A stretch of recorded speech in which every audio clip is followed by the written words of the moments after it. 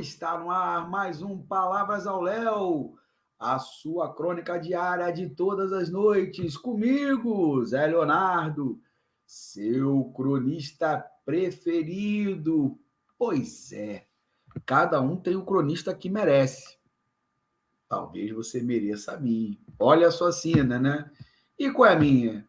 A minha é chegar do meu trabalho e fazer diariamente não, de segunda a sexta, hein, meu pessoal? Né? Essa coluna, né, essa crônica, essa análise dos fatos que ocorrem na política, na economia, na cultura, na sociedade, que eu reputo como mais importante do dia. Né? Obviamente que é uma análise minha. Você pode discordar plenamente dessa análise, né? Aliás, você é uma pessoa inteligente e sabe se é um assunto relevante ou não. Né? Sendo relevante, continue assistindo. Não sendo, dê um tchau e benção a esse dileto amigo aqui. Não precisa xingar nem nada, mas não me veja ou não me ouça. Né? Mas, assim, meus amigos e minhas amigas, hoje passou assim meio que despercebido a notícia que creio ser muito reveladora do impacto que as novas relações de trabalho, advindas aí da tal Revolução 4.0 e agora da Revolução 5.0, que é o que está vindo, podem trazer, pode trazer às vidas dos trabalhadores submetidos a ela e a população em geral. Né? Eu não sei se vocês ficaram sabendo, né? Hoje, aliás, ainda está em vigor, ainda está deflagrada a greve dos motoristas de aplicativo entregadores, né? Que envolve uma série de empresas, a Uber, 99 Táxi, iFood, né? Essas empresas que trabalham por aplicativo, os motoristas, ou seja, quem dirige para essas empresas, deflagraram, né? Uma greve, aí, uma paralisação de 24 horas. Logo pela manhã, meus amigos e minhas amigas, uma colega de trabalho falou que não estava conseguindo condução pelo aplicativo devido ao que ela chamou de a greve do Uber. Chegou atrasado devido a isso, bom, pelo menos foi o que ela alegou, né? A princípio, tínhamos achado estranho e até fizemos uma certa piada com a situação. Mas à tarde a situação se repetiu. Alguns colegas, e aí não foi só essa colega, também tiveram dificuldades em conseguir condução pelos aplicativos. E quando conseguiram por um preço mais alto que o habitual. Agora, assim, mais à noite, né, parando para ler as notícias com mais calma, me deparo com a seguinte manchete, meio que escondida entre um escândalo ou outro do futebol. Motoristas de aplicativo fazem protesto em cidades do país. Saiu no G1. Né? Entre as reivindicações estão melhor remuneração pelas corridas, isenção de impostos e maior segurança para a categoria. Plataformas dizem que já adotaram soluções para melhorar os ganhos dos condutores nas corridas. Isso foi o que o G1 colocou. Pois é, não era caô daquela nossa colega, não. Éramos nós que estávamos mal informados mesmo e pensamos mal da colega em questão. Realmente, os motoristas de aplicativo deflagraram uma paralisação a nível nacional, pelo menos que atingiu pelo menos a 12 estados. E, pelo visto, teve alguma repercussão, né? Ou seja, pelo menos atrapalhou a vida dessa colega, com certeza. Né? Essa colega soube da greve muito antes da gente. Greve e paralisações são instrumentos clássicos da luta dos trabalhadores. Há notícias de greve no Egito Antigo, no reinado de Ramsés III. Não confundir com Ramsés o Grande, aquele das pragas, hein? há mais de 3.000 anos atrás. Com a Revolução Industrial e o surgimento da classe operária, das relações capitalistas, e devido ao aumento da exploração da classe trabalhadora, as greves se tornaram, ao longo do século XIX, mas sobretudo no século XX, o principal instrumento de luta justamente dessa classe trabalhadora. A ideia sempre foi paralisar a produção como um instrumento de pressão contra os patrões, já que na relação assimétrica entre capital e trabalho, que é uma relação assimétrica, não uma relação entre iguais, né? O trabalhador sempre entra em desvantagem, já que só possui sua força de trabalho, enquanto o patrão não só possui o capital, como também possui chamados meios de produção. Uma greve nada mais exige do que a diminuição dessa assimetria, dessa desigualdade. Não é nada revolucionário ou coisa que o valha. É simplesmente um instrumento de negociação entre desiguais. Isso dentro do sistema capitalista, inclusive. Nada de legal nisso, né? Nada de injusto, nada de moral. Nada de imoral, né?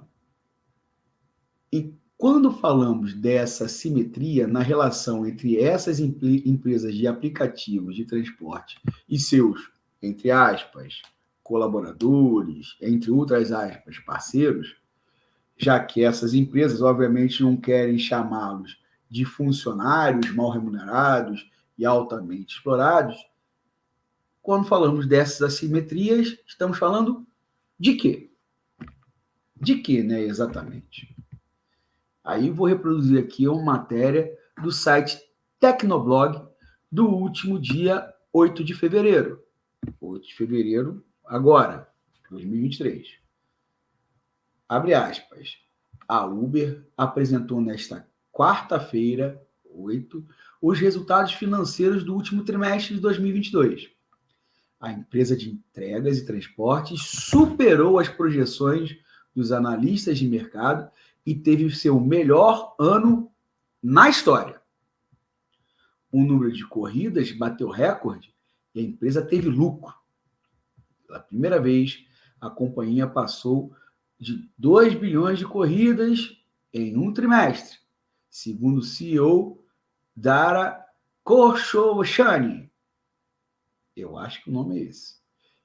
Isso dá 1 milhão de corridas por hora. Em relação ao mesmo período de 2021, foi um crescimento de 19%. O número de consumidores ativos mensalmente na plataforma também cresceu em relação a 2021, de 118 milhões para 131 milhões, um aumento de 11%. Continua a matéria, hein? O Uber tem lucro e projeta crescimento. As projeções da Bloomberg indicavam um prejuízo de 12 centavos de dólar por ação, mas a Uber teve lucro de 0,29 centavos de dólar por papel no trimestre, encerrando em 31 de dezembro de 2022. Aliás, encerrado, né, em 31 de dezembro de 2022. A receita do período também superou expectativas. 8,61 bilhões de dólares contra 8,47 bilhões. Essa era a expectativa, né? Isso foi o lucro de uma empresa, de uma dessas empresas, a Uber, que é a principal, né? A mais famosa, a principal.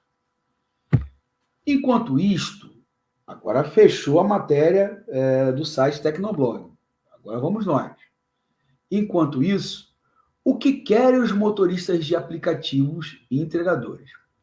Aumento da tarifa mínima, que hoje é de R$ 5,50. Eles querem que passe para 10.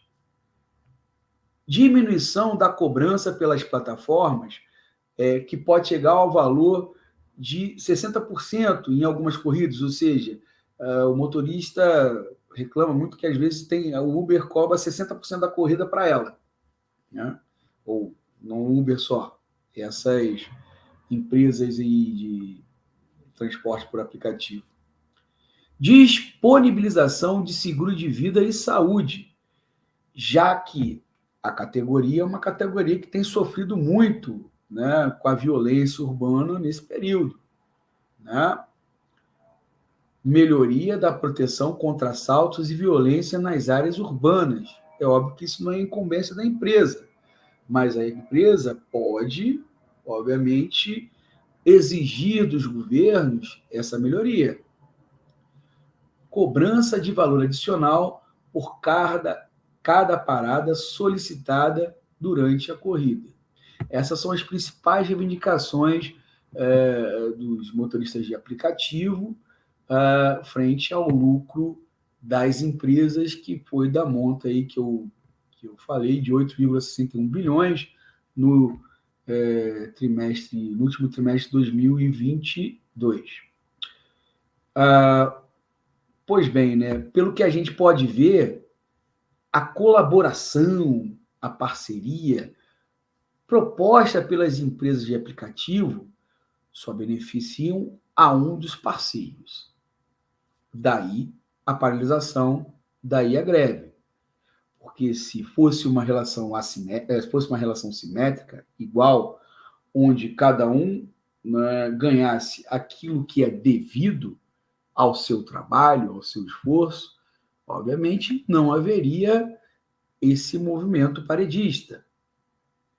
Esse movimento há porque a relação é assimétrica, esse movimento há porque há uma percepção dos motoristas de aplicativo de uma injustiça, né, nessas relações de trabalho. Esse movimento há porque, obviamente, esses motoristas estão trabalhando e mal está dando para sustentar a sua família. Até porque o cara tem que arcar, né, com a manutenção do carro, né? Muitas vezes ele ainda está pagando a prestação do carro, né? E, enfim, é uma relação que ele sai perdendo nisso. E por que ele sai perdendo? Simplesmente porque o aplicativo não é dele. Que Deus nos livre de tais parceiros. E meus amigos e minhas amigas, entrego esse abacaxi em vossas mãos para que você possa descascar, deglutir e digerir. E até amanhã, pessoal!